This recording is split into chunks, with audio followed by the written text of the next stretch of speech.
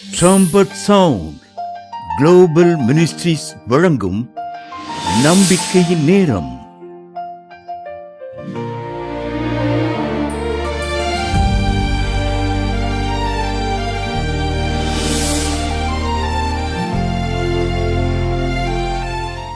கிறிஸ்துவுக்குள் பிரியமானவர்களே, இதோ இந்த நம்பிக்கை நேரத்திற்கு உங்களை அன்புடன் வரவேற்கிறேன். கடந்த வாரங்களாக நாம் தீர்க்க தரிசனம், அதாவது தரிசனம் தேவனுடைய வாக்குத்தத்தம் குறித்த நாளுக்காக வைக்கப்பட்டிருக்கிறது என்பதை குறித்து நாம் பார்த்து வருகிறோம். இன்றைக்கும் அதனை தொடர்ந்து பாகம் 3 நாம் அதை குறித்து நாம் தொடர்ந்து பார்ப்போம். வேதம் சொல்லுகிறது, ஒவ்வொன்றுக்கும் ஒவ்வொரு காலம் உண்டு, எல்லாவற்றுக்கும் ஒரு காலம் உண்டு.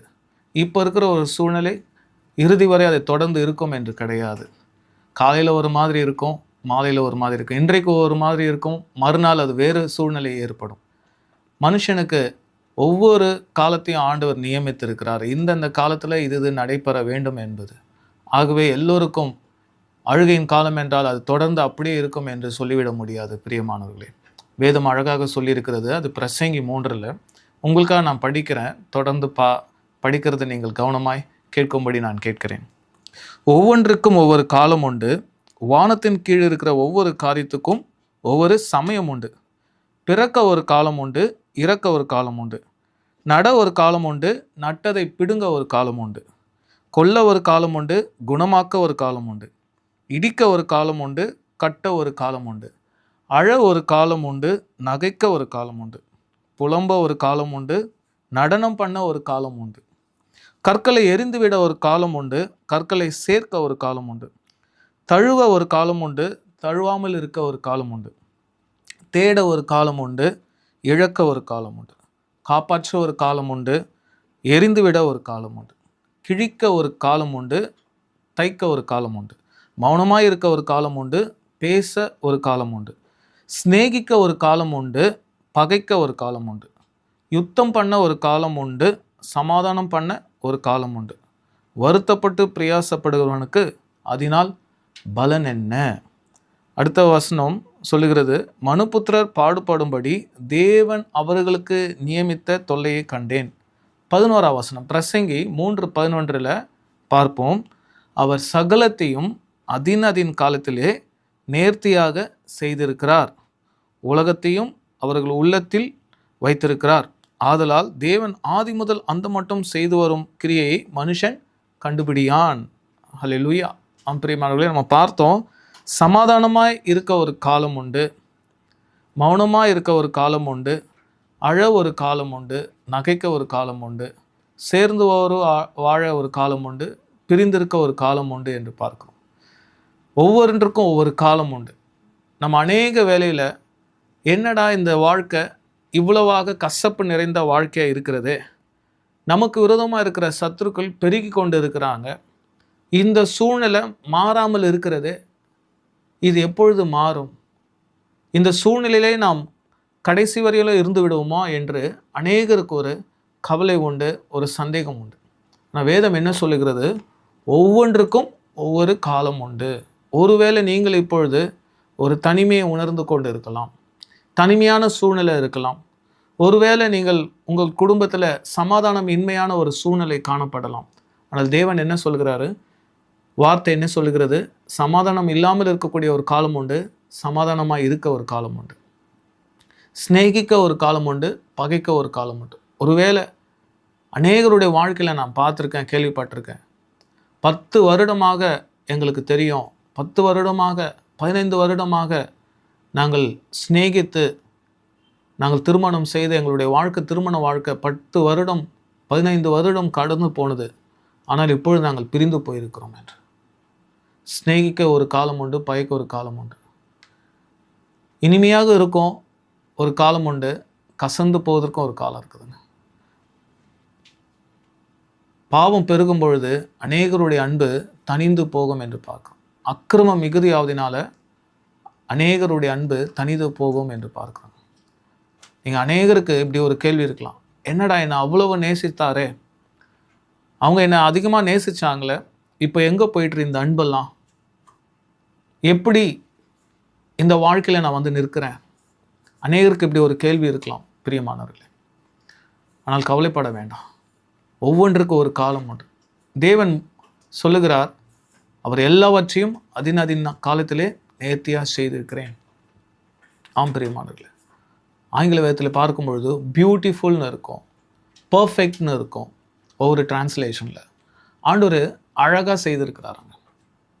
எல்லாவற்றையும் அழகாக நேர்த்தியாக செய்திருக்கிறார். ஒவ்வொரு டைம் இருக்கு. அநேகர் எனக்கு விரோதிகள் அநேகமாக இருக்கிறாங்களே, சத்துருக்கள் பெருகி கொண்டு இருக்கிறாங்க, என் சூழ்நிலை இப்படியாய் மாறிக்கொண்டு இருக்கிறது, நான் ஆண்டருக்காக உண்மையாக இருக்கிறேன், நான் மற்றவரை உண்மையாக நேசிக்கிறேன், யாருக்கும் நான் கெடுதல் செய்யலை, யாருக்கு விரோதமாக நான் எழும்பவில்லை, யாருக்கும் நாங்கள் துரோகம் பண்ணலை, ஆனால் இவர்களுடைய வெறுப்பு ஏன் எனக்கு வருகிறது, ஏன் அவர்கள் என்னை வெறுக்கிறார்கள், ஏன் நான் வெறுக்கப்படுகிறேன், ஏன் நான் பகைக்கப்படுகிறேன் மற்றவர்களால், ஏன் எனக்கு அநேக சத்துருக்கள் பெருகி கொண்டு இருக்கிறார்கள். அநேகருடைய கேள்வி இதுதான். நான் யாருக்கும் துரோகம் செய்யவில்லையே, யாருக்கும் நாம் அநியாயம் செய்யவில்லையே, ஆனால் நான் வெறுமையாக பகைக்கப்படுகிறேனே. துன்மார்க்கர் அதிகமாக இருக்கிறாங்களே, இவர்களுக்கெல்லாம் ஒரு முடிவு வராதா, இவர்களுக்கு ஒரு எண்டு கிடையாதா? என் வாழ்க்கையில் நான் உண்மையாக இருந்து தேவனுக்கு பயந்து என் ஃபேமிலிக்கு என் பெற்றோர்களுக்கு கீழ்ப்படிந்து என் வாழ்க்கை இப்படி ஒரு பூஜ்ஜியமாய் காணப்படுகிறதே. ஆனால் கர்த்தரை வெறுக்கிறவர்களோ அன்பு இல்லாதவர்களோ பெருகி கொண்டு இருக்கிறார்கள். என் வாழ்க்கையில் ஏன் இப்படி ஒரு சூழ்நிலை, நான் உண்மையும் உத்தமமாக இருந்தேனே, என் வாழ்க்கை ஏன் இப்படி இருக்குது? வேதத்தில் கூட பார்க்கலாம். சங்கீதக்காரன் அநேக முறை சொல்லியிருப்பார், துன்மார்க்கன் பெருகி இருக்கிறான், ஐஸ்வர்யமாக இருக்கிறான், கொழுத்து இருக்கிறான், ஆனால் எனக்கோ வெறுமையான சூழ்நிலை காணப்படுகிறது, கட்டப்பட்ட நிலையில் காணப்படுகிறேன் என்று சங்கீதக்காரன் அநேக முறை சொல்லியிருக்கான். எரேமியாவில் கூட பார்க்கலாம். உங்களுக்காக படிக்கிறேன். எரேமியா 12:1-2 நான் படிக்கிறேன். கர்த்தாவே, உம்மோடே நான் வழக்காட போனால் தேவரீர் நீதி உள்ளவராமே, ஆகிலும் உம்முடைய நியாயங்களை குறித்து உம்மோடே நான் பேசும்படி வேண்டுகிறேன். ஆகாதவர்களின் வழி வாய்க்கிறது என்ன? துரோகம் செய்து வருகிற அனைவரும் சுகித்திருக்கிறது என்ன? நீர் அவர்களை நாட்டினீர், வேர் பற்றி தேறிப்போனார்கள், கனியும் கொடுக்கிறார்கள். நீர் அவர்கள் வாய்க்கு சமீபமும் அவர்கள் உள்ளியந்திரங்களுக்கோ தூரமாக இருக்கிறீர். என்ன சொல்கிறாரு எரேமியா எழுதின ஒரு தீர்க்கதரிசி? எரேமியா தீர்க்கதரிசி என்ன சொல்கிறாரு? ஆண்டவரே, துன்மார்க்கன் பெருகிட்டே போயிட்டுருக்கானே, அவனுடைய வழி வாய்க்கிறது என்ன? ஆகாதவர்களின் வழி வாய்க்கிறது என்ன? துரோகம் செய்து வருகிற அனைவரும் சுகித்து இருக்கிறது என்ன? உங்களில் அநேகருடைய கேள்வி அதுதாங்க. நான் உண்மையாக இருந்தேன், ஆனால் நான் இப்போ ரொம்ப கடனில் இருக்கிறேன், நான் கஷ்டத்தில் இருக்கிறேன், வருத்தத்தில் இருக்கிறேன், தனிமையில் இருக்கிறேன். ஆனால் அவங்க வாழ்க்கையை பார்த்தா பயங்கரமாக இருந்தது, ஆனால் நல்லா இருக்கிறாங்களே, அவங்களுக்கு எந்த ஒரு கெடுதலும் இல்லையே. துன்மார்க்கர் நல்லா தானே இருக்கிறாங்க. உங்களுக்கு அநேகருக்கு அந்த ஒரு கேள்வி இருக்கலாங்க. நீங்கள் கர்த்தருடைய பிள்ளைகள், கர்த்தர் எப்பொழுதும் உங்களுக்காக அவருடைய வார்த்தையை வைத்திருக்கிறார். அதனால தான் கடந்த முறை பார்த்தோம், தரிசனம் குறித்த காலத்துக்கு தரிசனம் இன்னும் வைக்கப்பட்டிருக்கு. முடிவிலே அது விளங்கும், அது பொய் சொல்லாது, அது தாமதித்தாலும் அதற்கு காத்திரு, அது நிச்சயம் வரும், அது தாமதிப்பதில்லை என்று பார்த்தோம். உங்களுக்காக வார்த்தை கொடுக்கப்பட்டது நிச்சயம். வாக்கை கொடுத்தவர் வாக்கில் உண்மை உள்ள தேவனாக இருக்கிறாருங்க. ஒருபொழுதும் சோர்வுக்கு இடம் கொடாதுங்க. சத்துருக்களை குறித்து நினைக்காதீங்க. என்னடா அவனும் பெருக்கிட்டே வரானே, இவங்களால என்னுடைய வாழ்க்கை ரொம்ப தடையாக இருக்குது, என்னால் முன்னேற முடியல, என்னால் வளர்ச்சி அடைய முடியலையே, ஏன் அவன் வாழ்க்கையில் இப்போ ஏற்பட்ட ஒரு சூழ்நிலை, இந்த சூழ்நிலை எனக்கு அவசியமா, இந்த சூழ்நிலை எனக்கு அவசியமா, எனக்கு தேவையா இந்த வாழ்க்கை, என்னோட சத்துருக்களும் கூட இருக்கிறாங்களே, இவங்களாம் இல்லாமல் இருந்தால் என் வாழ்க்கை நல்லா இருக்குமே, இவங்களுக்கெல்லாம் சாவு வரலையே. அநேகருடைய கேள்வி அப்படி இருக்குங்க. அவங்களாம் இன்னும் ஜீவித்திருக்கிறாங்க, யாரோ சாகிறாங்க, இவங்களாம் சாக மாட்டுறாங்களேன்னு அநேகருக்கு இந்த ஒரு கேள்வி உண்டு. கர்த்தர் அவர்களையும் வைத்திருக்காருன்னா அதுக்கு ஒரு நோக்கம் உண்டுங்க. ஆனால் நீங்கள் யார்? விசேஷமானவர்கள், கர்த்தருடைய பிள்ளைகள், கர்த்தரால் அழைக்கப்பட்டவர்கள், கர்த்தரால் தெரிந்து கொள்ளப்பட்டவர்கள் என்பதை நீங்கள் மறந்துவிடக்கூடாது ஒருபொழுதும். பிரியமானவர்களே, நீங்கள் துன்மார்க்கரை குறித்தோ, உங்களுடைய சத்துருக்களை குறித்தோ, உங்களுக்கு விரோதமாக எழும்பினர்களை குறித்தோ நீங்கள் பொறாமை கொள்ள வேண்டாம், கவலைப்பட வேண்டாம். அது எல்லாம் கர்த்தருடைய கரங்களில் இருக்கிறது. உங்களுடைய வாழ்க்கைக்கு கர்த்தர் என்ன கொடுத்துருக்கிறார், வாக்கு என்ன கொடுத்துருக்கிறாரோ அதில் மாத்திரம் குறிப்பாக இருந்து தேவனை நோக்கி பார். ஏனென்றால் சங்கீதத்திலேயே நம்ம பார்க்கலாம், அவரும் என்ன சொல்கிறாரு, சங்கீதம் 73:3 12 வசனத்தையும் நீங்கள் படிக்கலாம். பிறகு யோபு 21:7-13 13 வரைக்கும் உள்ள வசனங்களை நீங்கள் பார்க்கும் பொழுது அவர்களும் 2 பேருமே அதை தான் சொல்லியிருப்பாங்க. சங்கீதக்காரனும் சரி, யோபுவும் சரி, துன்மார்க்கன் நல்லா கொழுத்து இருக்கிறானே, செழிப்பாக இருக்கிறானே, அவங்களுக்கெல்லாம் ஒரு முடிவு இல்லையா, எனக்கு மட்டும் இப்படி ஒரு சூழ்நிலையா அப்படி. நம்ம வேதத்தில் பார்த்தோம்லங்க, பிரசங்கியில் ஒவ்வொன்றுக்கும் ஒவ்வொரு காலம் உண்டு. அவர் சகலத்தையும் அதின் காலத்தில் நேர்த்தியாய் செய்திருக்கிறார் என்று பார்க்கும். பியூட்டிஃபுல்லாக பண்ணியிருக்காருங்க, பர்ஃபெக்டாக பண்ணியிருக்கு. எதனால உங்களை சூழ்ந்து சில சத்துருக்கள் இருக்கிறாங்க தெரியுங்களா? இன்னும் அவர்கள் நம்ம சூழ்ந்து இருக்கிறாங்க. நம்ம போகிற இடத்துல தான் இருக்கிறாங்க. நீங்கள் வேலைக்கு போகிற இடத்துல, உங்களுடைய அலுவலகத்திலேயோ, உங்களுடைய உறவினர்கள் மத்தியிலையோ, நீங்கள் இருக்கிற நிர்வாகத்தின் மத்தியிலோ, ஊழியங்களின் மத்தியிலோ உங்களுக்கு ஆகாதவர்கள், பிடிக்காதவர்கள் ஒருவேளை இன்னும் இருக்கலாம். ஆனால் நம்ம மனசு என்ன பண்ணோம்? அவர்கள் வேண்டாம், இந்த நிறுவனத்தில் அவங்க இல்லாமல் இருந்தால் நல்லா இருக்குமே, இந்த ஊழியத்தில் அவர்கள் இல்லாமல் இருந்தால் நல்லா இருக்குமே, இந்த சமுதாயத்தில் இந்த ஊரில் அவங்க இல்லாமல் இருந்தால் நல்லா இருக்குமே, பக்கத்தில் இருக்கிற அந்த நெய்பர் ஒரே ப்ராப்ளமேட்டிக்காக இருக்கிறாங்களே, இவங்க காலி பண்ணி போயிட்டா நல்லா இருக்குமே. அநேகருக்கு ஒவ்வொரு கேள்வி வரும், எதுக்கு ஆண்டவர் இவங்களெல்லாம் விட்டு வைத்திருக்கிறாரு?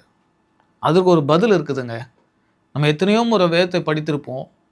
இப்படி ஒரு வசனம் இருக்குது, நீங்கள் பாருங்கள், ரொம்ப ஆச்சரியமாக இருக்கும். அது யாத்திராகமம் 23:29-30 நான் படிக்கிறேன்.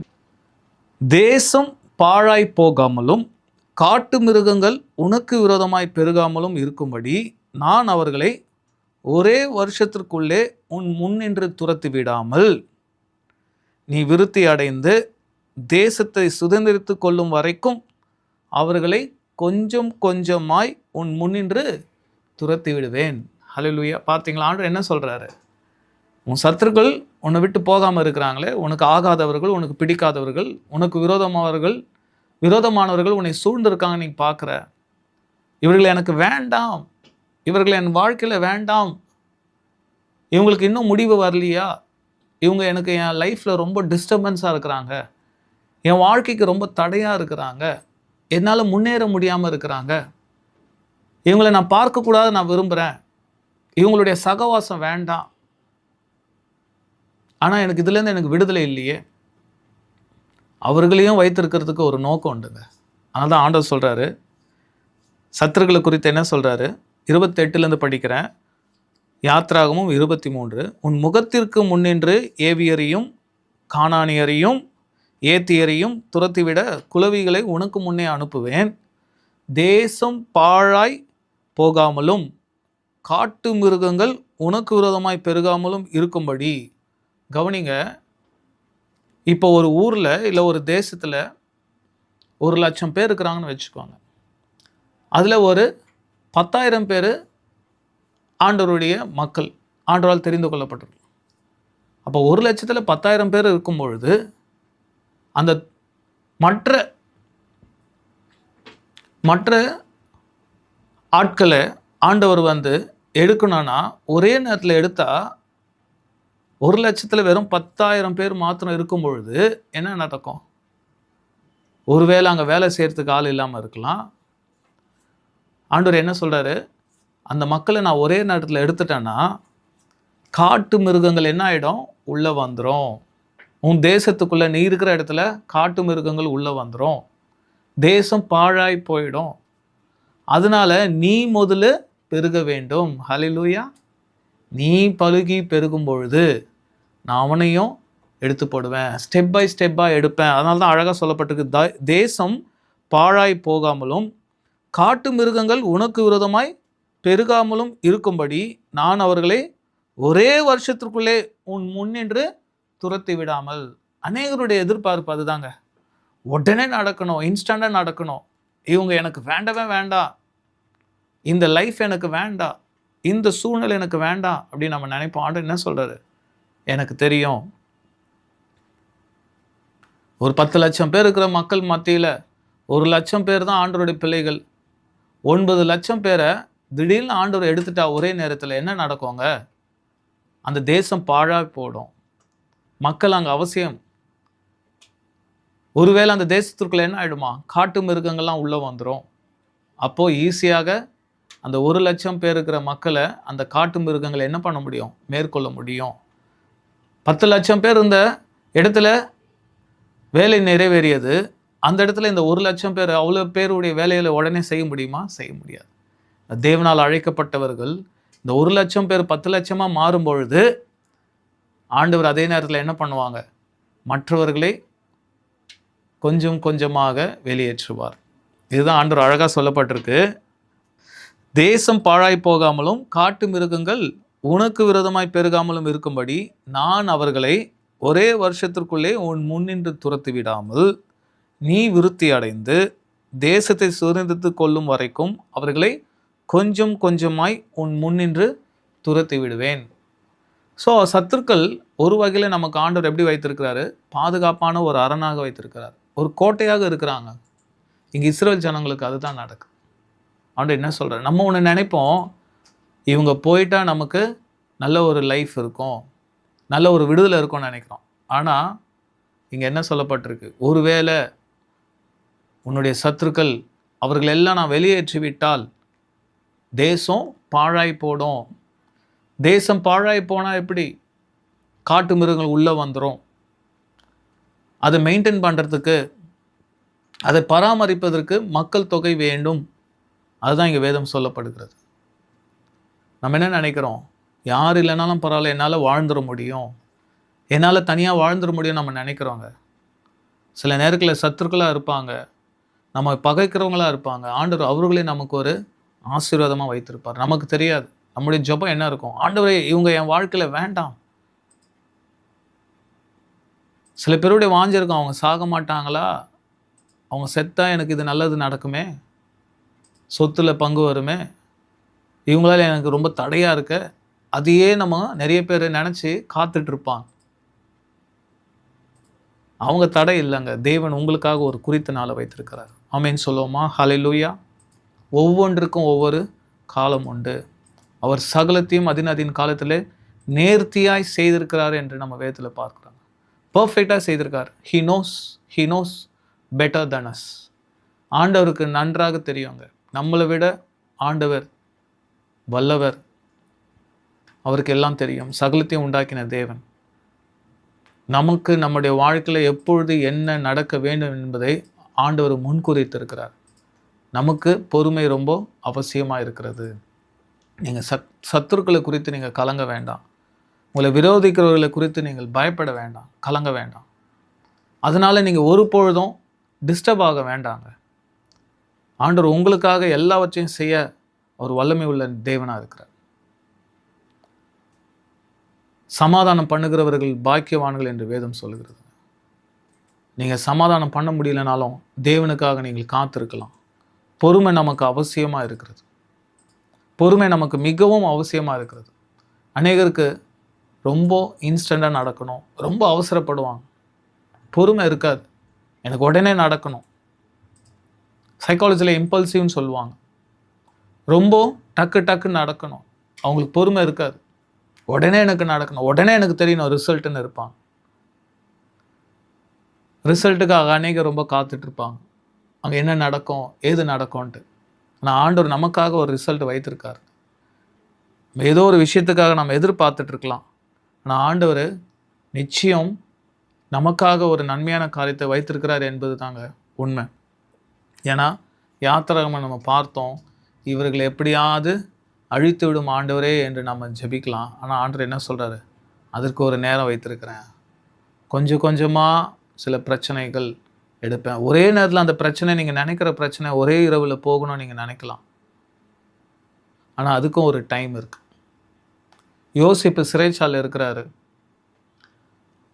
சக கைதிக்கு சொப்பனம் வருது. அந்த சொப்பனத்துக்கு யோசிப்பு விளக்கம் கூடுறாரு. விளக்கம் கூறி அவருக்கு அப்படியே நடக்க போகுதுன்றது நம்பி யோசிப்பு என்ன சொல்கிறாரு? ஏன்பா என்னையும் நினைவில் வைத்துக்கோ, நீ வெளியே போய் ஆண்டவர் உன்னை உயர்த்தும் பொழுது, ராஜா உன்னை உயர்த்தும் பொழுது என்னையும் நினச்சிக்கோ, மற்றவங்ககிட்ட என்னை குறித்து சொல்லு, ராஜா கிட்ட என்னை குறித்து சொல்லு அப்படின்ட்டு ஒரு விஷயத்த சொல்லி அனுப்புகிறார். ரெக்கமெண்ட் பண்ணணும் அப்படின்ட்டு, ஒரு சிபாரிசுக்காக, ஒரு இன்ஃப்ளூயன்ஸ்க்காக. ஆனால் பாருங்கள், அவன் மறக்கும்படி தேவன் பண்ணிட்டார் அந்த நேரத்துக்கு. அதுக்காக ஒரு குறித்த நாள் ஆண்டவர் வைத்திருந்தார். எப்பொழுது? ஒருவேளை யோசிப்பு நினைத்திருக்கலாம், என்னடா ஒருத்தன் போனா ராஜா கிட்ட சொல்லுவான் என்னை பற்றி, விடுதலையாகி போனானே, ராஜாவுக்கு ஒரு பானபாத்திரக்காரனாக இருக்கிறானே, அவனை ஆண்டவர் உயர்த்தி வச்சுட்டாரு, இந்நேரம் பானபாத்திரக்காரன் ராஜா கிட்ட சொல்லியிருப்பான், எனக்கு ஒரு ராஜா கிட்டேருந்து ஒரு அழைப்பு வரும், பார்வோன் ராஜா கிட்டேருந்து எனக்கு ஒரு அழைப்பு வரும் அப்படின்னு எதிர்பார்த்துட்டே இருந்திருக்கலாம். இல்லைங்க, தேவன் யோசேப்புக்காக ஒரு நாளை குறித்திருந்தார். அந்த பார்வோனுக்கே சொப்பனத்தை ஆண்டவர் கொடுத்தார். பார்வோனுக்கு சொப்பனத்தை கொடுத்து, அந்த சொப்பனத்தை யாராலும் வெளிப்படுத்த முடியாத சூழ்நிலை. அப்பொழுது தான் அந்த பானபாத்திரனுக்கு நினைவு வருது, ஆஹா நான் எவ்வளோ பெரிய தவறு பண்ணிட்டேன். நான் சிறைச்சாலையில் இருக்கும் பொழுது யோசேப்பு எனக்கு சொன்னார், அவருடைய விளக்கத்தினால தானே நான் வெளியே வந்தேன். அந்த சொப்பனத்தின்படி அவர் சொன்ன விளக்கத்தின்படியே என் வாழ்க்கையில் நடந்தது. இதை ராஜா கிட்ட சொல்ல நான் மறந்துட்டேனே. ராஜாவுக்கு சொப்பனம் வந்த பிறகு தான் அவனுக்கு நினைவு வருது. அப்போ தான் சொல்கிறான், பார்வோன் ராஜாவே, நான் சிறைச்சாலை இருக்கும்பொழுது யோசேப்புன்னு ஒருத்தன் என் கூட இருந்தான், சக கைதியா. அவனுக்குள்ளே ஒரு தேவ ஆவி இருக்குது, தேவனால் அபிஷேகம் பண்ணப்பட்டவன், தேவனுடைய வரத்தை பெற்றவன். அவனுக்கு அந்த சொப்பனத்தை வெளிப்படுத்தக்கூடிய, அர்த்தத்தை கூறக்கூடிய ஒரு வரம் அவனுக்கு இருக்கிறது. அவனிடத்துல நீங்கள் கேட்கலாமே, நான் மறந்துட்டேனே அப்படின்னு சொல்லும் பொழுது தான் ராஜா ஆள் அனுப்புகிறார். அல்லேலூயா. அது வரையில் இந்த சிபாரிசு அவனுக்கு வரலங்க. யோசேப்பு சொல்லிட்டார், என்னை கொஞ்சம் கவனிச்சிக்கோ, வெளியே போனால் என்னை மறந்துடாத அப்படின்ட்டு. ஆனால் அவன் மறந்துட்டான்.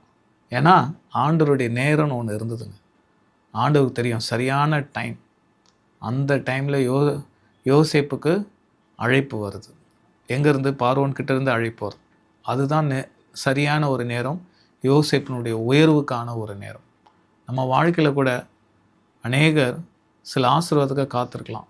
ஆனால் நமக்கு சூழ்ந்து நம்மளை சுற்றிலும் சில பேர் இருக்கிறாங்களே, நம்மளை ரொம்ப மனம் அடிவாக்குறாங்களே, நம்மளை ரொம்ப என்னை ஹர்ட் பண்ணுறாங்க. நிறைய பேருங்க, நான் உணர்த்தப்படுறேன், சொல்கிறேங்க, தவறாக நினைக்க வேண்டாம். எல்லா வீடுகளையும் குடும்பங்கள்லேயும் மாமனார் மாமியார் பிரச்சனைன்னு இருக்கும், இன்லாஸ் ப்ராப்ளம் இருக்க தான் செய்யும். அநேகருக்கு இது எப்படா போகும், இந்த விஷயம் எப்படா முடியும். சில பேர் வியாதியாக படுத்துட்டு இருப்பாங்க, எப்போ எங்களுடைய ஜீவன் போகும், எப்போ இந்த பிரச்சனைகள் போவோம், எப்போ நம்ம தனியாக போவோம்னு அநேகர் நீங்கள் புழுங்கி கொண்டு இருக்கலாம். ஆண்டவர் அவங்கள உங்களுக்கு ஒரு வகையில் பாதுகாப்பாக வைத்திருப்பாருங்க. அது நமக்கு தெரியாது. அதுதான் நம்ம இங்கே யாத்திரை அவங்கள பார்த்தோம். ஒருவேளை நீ நினைக்கிறவங்கள நான் எழுத்துட்டேன்னா உன் லைஃப் என்ன ஆகிடும்? பாழாக போயிடும். வேதத்தில் கூட ஒரு ஓமை இயேசு கிறிஸ்து சொல்லியிருப்பார். ஒரு இடத்துல அவர் ஓமையை சொல்லும் பொழுது, மத்தேயு 13:29 படிக்கிறேன்.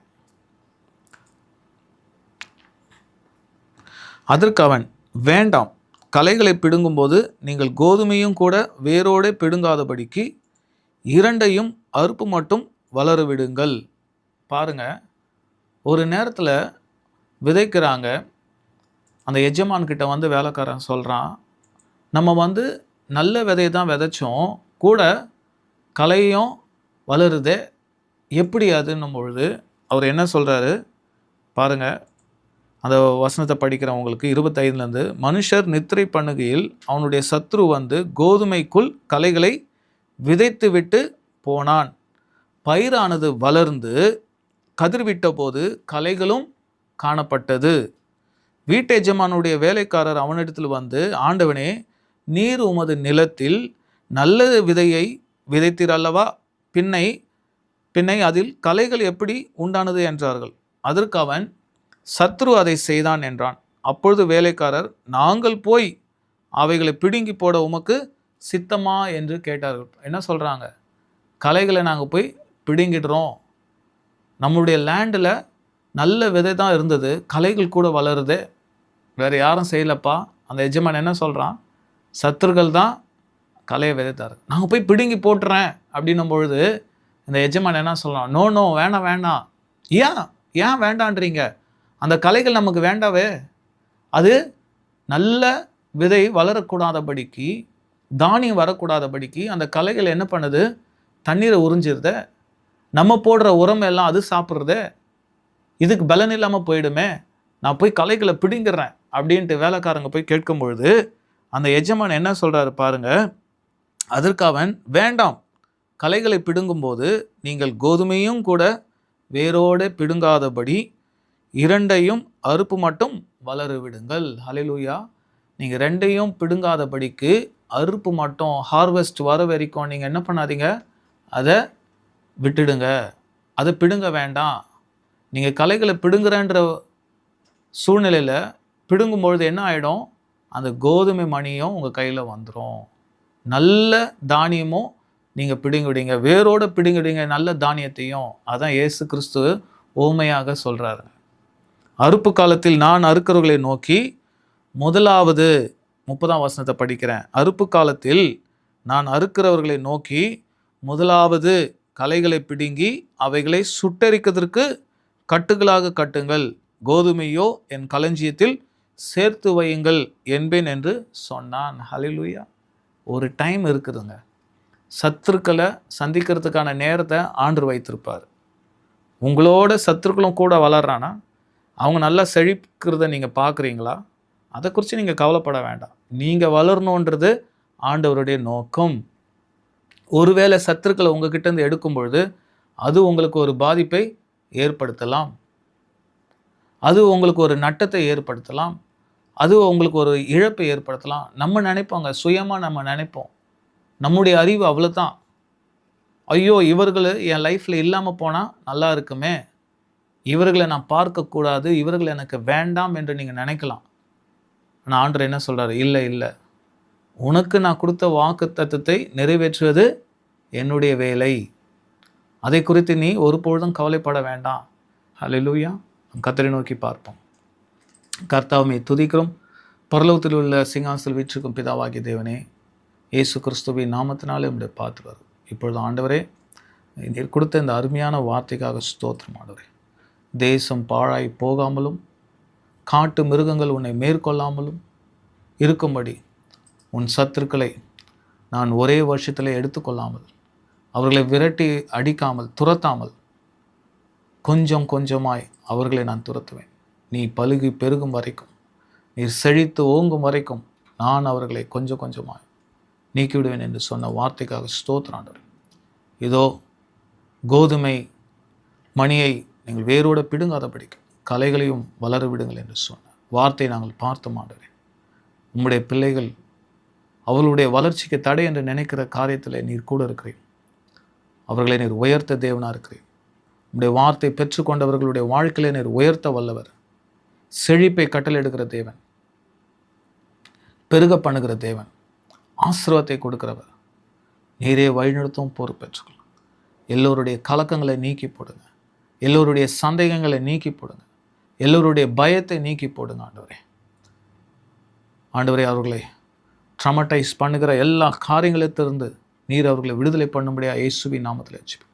சில நபரை பார்த்தாலே அநேகர் நடுங்கி கொண்டு இருக்கிறாங்க, பேனிக் ஆகிறாங்க. அந்த சூழ்நிலையிலிருந்து அவர்களுக்கு விடுதலை கொடுக்கும்படியா இயேசுவின் நாமத்தில் ஜெபிக்கிறோம். ஒரு நிம்மதியும் சந்தோஷத்தையும் சமாதானத்தையும் அமைதியும் கட்டளிடும். ஒவ்வொருடைய வாழ்க்கையில் உங்களுடைய வெளிச்சத்தை கட்டளிடும். நீரே பொறுப்பேற்றுக்கும். இயேசுவின் நாமத்தில் ஜெபிக்கிறோம் நல்ல பிதாவே. ஆமேன், ஆமேன். உங்கள் ஜெப தேவைகளுக்கும் மேலும் ஆலோசனைகளுக்கும் எங்களோடு நீங்கள் தொடர்பு கொள்ள சுவிசேஷகர் கிறிஸ்டோபர் ராபின் ஜான், எண் 1604 கீழ் 4, ஜே பிளாக், 9வது தெரு, அண்ணா நகர், சென்னை 40.